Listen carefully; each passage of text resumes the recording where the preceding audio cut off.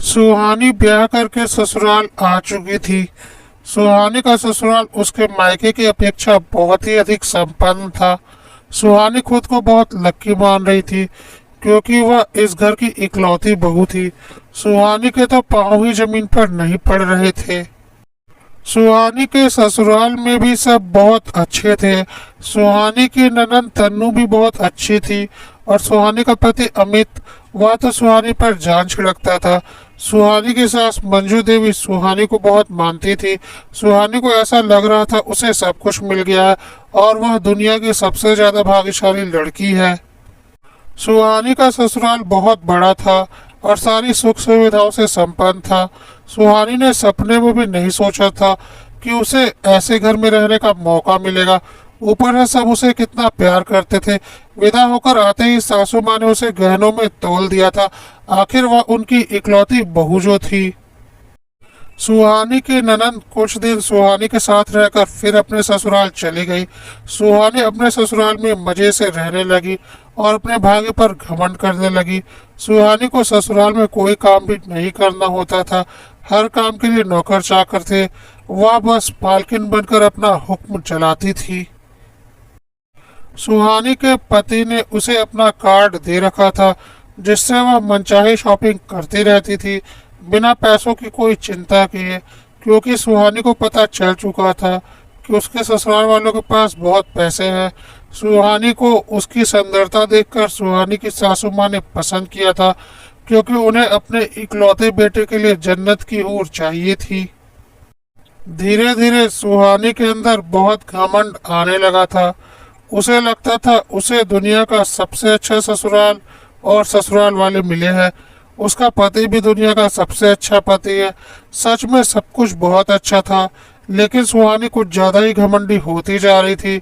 उसे अपने आगे कोई भी दिखाई नहीं पड़ता था। शुरू शुरू में तो सुहानी ने अपनी ननद तन्नू से काफी अच्छे से बातचीत की और बनाकर रखा, लेकिन उसके बाद सुहानी को लगने लगा कि उसे किस बात की कमी है जो अपनी ननद तन्नू के आगे पीछे डोलती है। क्या तन्नू का भाग्य उससे ज्यादा अच्छा होगा? बिल्कुल नहीं। सुहानी तो इस घर की इकलौती बहू बन चुकी है। तन्नू के ऐसे भाग्य कहाँ। सुहानी ने अब तन्नू को इग्नोर करना शुरू कर दिया था क्योंकि उसके मन में यह बात बैठ गई थी कि वह जितने ऐशो आराम से रहती है तन्नू को वैसा सुख नहीं मिलता होगा। सुहानी को इस बात का बहुत घमंड था कि वह अपने घर की इकलौती बहू है, जबकि तन्नू की एक और जेठानी भी है और तन्नू के वैसे ठाट तो नहीं होंगे जैसे उसके ससुराल में उसके हैं। इस बात के घमंड में सुहानी रहती थी। तन्नू जब भी मायके आती तो सुहानी उसे बहुत इग्नोर करती थी और उसके सामने बात बात पर अपने ससुराल के पैसों का दिखावा करती थी। सुहानी तन्नू को ऐसा दिखाना चाहती थी कि देखो, भले ही तुम इस अमीर घर में पैदा हुई हो, पर अब इस घर की मालकिन मैं बन चुकी हूँ और तुम बस इस घर में मेहमान हो और अब यह घर मेरा है और मैं तुमसे बहुत ज्यादा भाग्यशाली हूँ। तन्नू की माँ यानी मंजू देवी, सुहानी की सास और तन्नू इस बात पर गौर कर रहे थे कि सुहानी कुछ ज्यादा ही घमंडी होती जा रही है और तन्नू को कुछ भी नहीं समझती और बात बात पर तन्नू के आगे ऐसा दिखाती है जैसे तन्नू की कोई हैसियत ही ना हो। मंजू देवी को लग रहा था कहीं उन्होंने सुहानी को चुनने में गलती तो नहीं कर दी, क्योंकि बड़े बुजुर्ग कहते हैं रिश्ता बराबरी वालों में करना चाहिए। मंजू देवी ने सुहानी को उसकी सुंदरता देखकर पसंद तो कर लिया था, लेकिन सुहानी के मायके वालों का स्टेटस मंजू देवी के स्टेटस से कहीं भी मेल नहीं खाता था। इसलिए सुहानी अपने ससुराल के पैसों को हजम नहीं कर पा रही थी और कुछ ज्यादा ही घमंडी होती जा रही थी। इसलिए मंजू देवी को लगता था कि अपने स्टेटस की लड़की लानी चाहिए थी। सुहानी ने कभी इतने पैसे नहीं देखे, इसलिए वह पैसों के नशे में पागल हो गई है। अमित भी इस बात पर गौर कर रहा था कि सुहानी कुछ ज्यादा ही घमंडी होती जा रही है। वह किसी को कुछ भी नहीं समझती थी और बहुत ही बदतमीजी से बात करती थी। उसकी वजह से अमित के घर में काफी नौकर चाकर काम छोड़कर जा चुके थे क्योंकि सुहानी को बोलने की बिल्कुल तमीज नहीं थी। अमित सुहानी को समझाता था कि पैसा होने का यह मतलब नहीं कि हम अपने संस्कार भूल जाए, लेकिन सुहानी को तो पैसों के घमंड में पागल हो चुकी थी और अपने आगे वह किसी को कुछ भी नहीं समझती थी। एक बार तन्नू अपनी जेठानी को लेकर अपने मायके आई हुई थी। तन्नू की जेठानी पहली बार तन्नू के मायके आई थी। सुहानी की सास मंजू देवी ने सुहानी और अमित से बोला, देखो तन्नू अपनी जेठानी को लेकर पहली बार हमारे घर आई है। तुम लोग तुरंत बाजार जाकर तन्नू और उसकी जेठानी और उनके बच्चों के लिए कुछ कपड़े और खिलौने ले आओ। और हाँ, अपने स्टेटस के हिसाब से महंगे कपड़े और खिलौने लाना। और सुहानी और अमित बाजार के लिए निकल पड़े। सुहानी तो इस घमंड में थी कि तन्नू की शादी उससे बड़े घर में नहीं हुई होगी। सुहानी ने ठीक ठाक कपड़े और खिलौने ले लिए, पर बहुत महंगे कपड़े और खिलौने नहीं लिए, क्योंकि उसके हिसाब से बहुत ज़्यादा महंगे और कपड़े खिलौने देकर क्या करना। तन्नू और उसकी जेठानी की हैसियत तो उतने ज़्यादा महंगे और कपड़े खिलौनों की हो ही नहीं सकती। पता नहीं किस गुमान में सुहानी जी रही थी।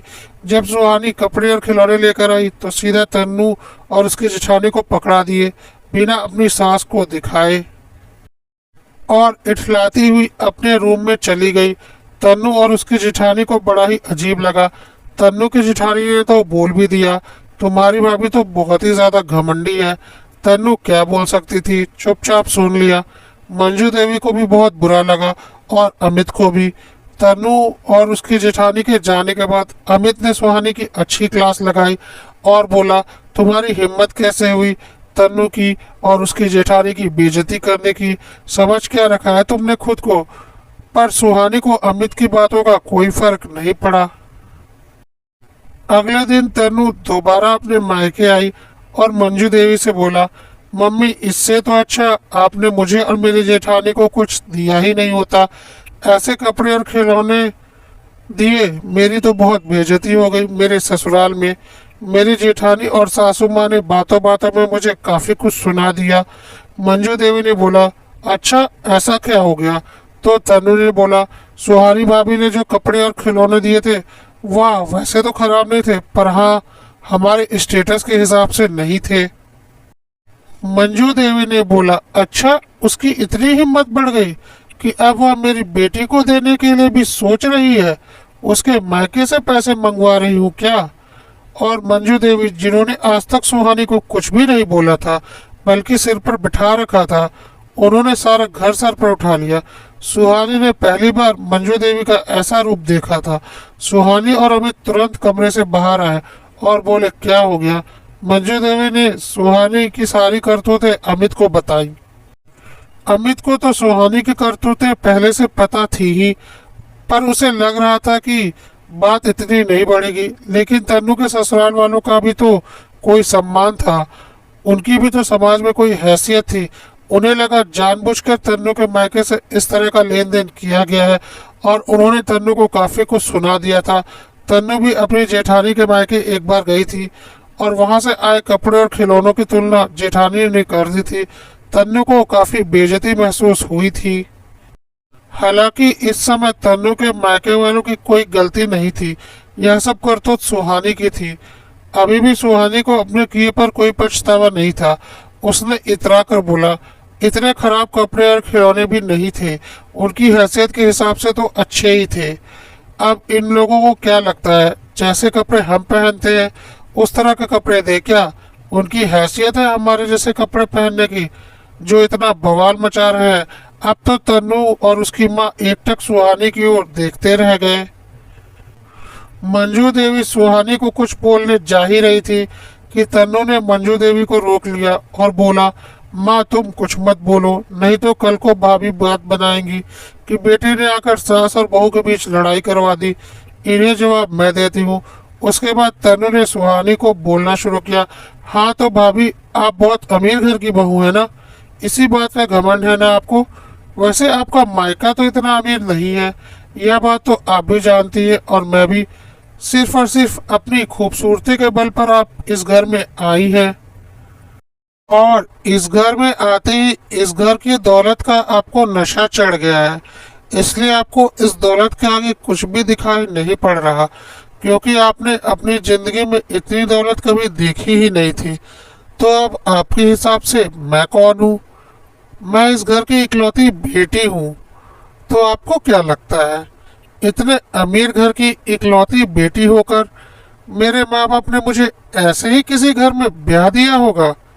इसी नशे में है ना आप कि आप तो बहुत बड़े घर की बहू हैं, तो फिर मैं कौन हूँ?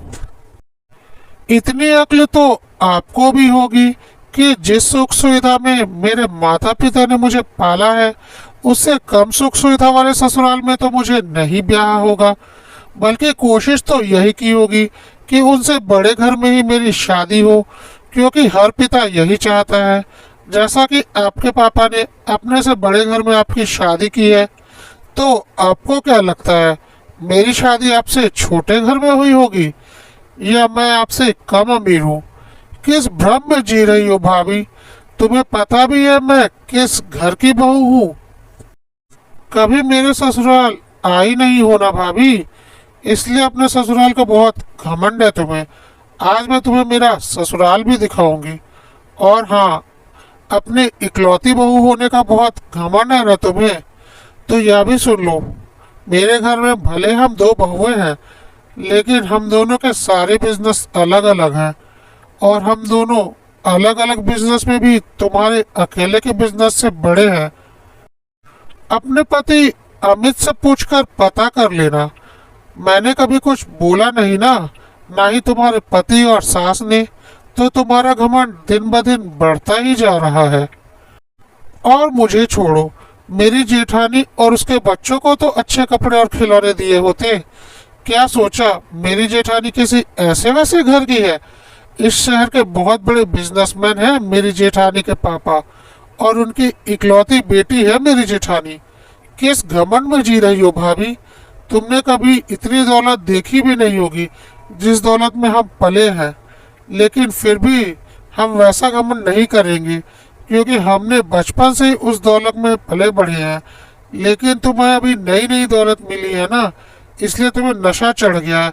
इस नशे को तुम जितनी जल्दी उतार दोगी, उतना तुम्हारे लिए अच्छा होगा। और हाँ, क्या बोला? मैं और मेरे जेठानी कैसे कपड़े पहनते हैं? तुम्हें कपड़ों का आइडिया भी है भाभी? तुम्हें क्या लगा हमने साधारण कपड़े पहन रखे हैं? क्योंकि तुमने तो कभी ऐसे डिजाइनर शोरूम से कपड़े लिए नहीं होंगे।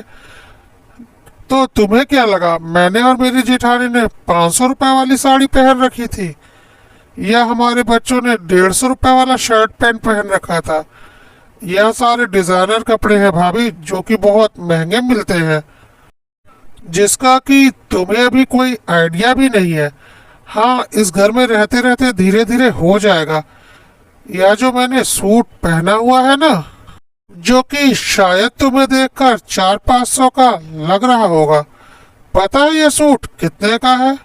यह सूट 25,000 का है भाभी। सुहानी ने बोला 25,000? तो तनु ने बोला हाँ 25,000। क्यों, मुंह खुला रह गया ना तुम्हारा? तुम्हें क्या लगता था बस तुम ही अमीर घर की बहू हो? और हाँ, तुम्हें ऐसा लगता होगा ना कि मैंने और मेरी जेठानी ने कोई जेवर ही नहीं पहने, सिर्फ एक सिंपल सी चेन और इयररिंग्स और अंगूठी पहनी हुई है।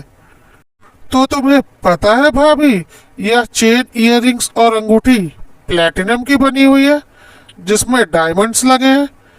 इनकी कीमत का तो तुम्हें अंदाजा भी नहीं होगा।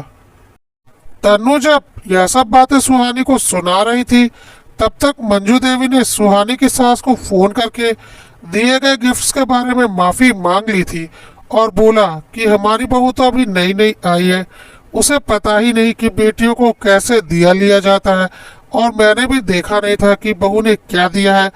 अभी मेरी बहू आपके घर जा रही है, आपकी बहू के साथ धीरे धीरे सीख जाएगी। तन्नू की सास ने बोला, अरे कोई बात नहीं समधन जी, यह सब तो होता ही रहता है, अभी सुहानी को आए दिन ही कितने हुए हैं। मंजू देवी बाहर आकर अमित और सुहानी से बोली, अब अगर तुम्हारी पत्नी का घमंड उतर गया हो तो बोलो, जाकर फिर से शॉपिंग करके आए। तन्नू और उसकी जेठानी और सास के लिए कुछ कपड़े और बच्चों के लिए कपड़े और खिलौने लेकर आए, वह भी तन्नू के स्टेटस के हिसाब से। और उसके बाद तुम दोनों उसके साथ उसके ससुराल जाओ और उसे सारे गिफ्ट्स देकर आओ। अमित ने बोला, हाँ मम्मी, हम तुरंत मार्केट निकलते हैं। सुहानी को तो मानो सांप सूंघ गया था। अमित ने उसे जोर से हिलाया। अमीरी का नशा उतर गया हो तो अब मार्केट चलो। अमित और सुहानी मार्केट के लिए निकल पड़े। इस बार अमित ने सारी शॉपिंग की और सुहानी देख रही थी। उसे हैरानी हो रही थी कि इतने महंगे कपड़े भी मिलते हैं, मुझे तो पता ही नहीं था। अमित ने बोला, यही होता है नई नई दौलत हाथ लगने से। हर कोई दौलत के नशे को संभाल नहीं सकता।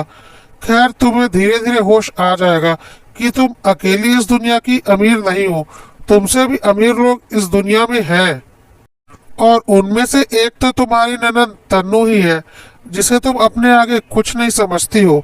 सुहानी के पास अमित की बातों का कोई जवाब नहीं था। मार्केट से आने के बाद मंजू देवी ने सुहानी से बोला, पहली बार तन्नू के ससुराल जा रही हो, अच्छे से तैयार होकर जाना, कोई कमी न रह जाए।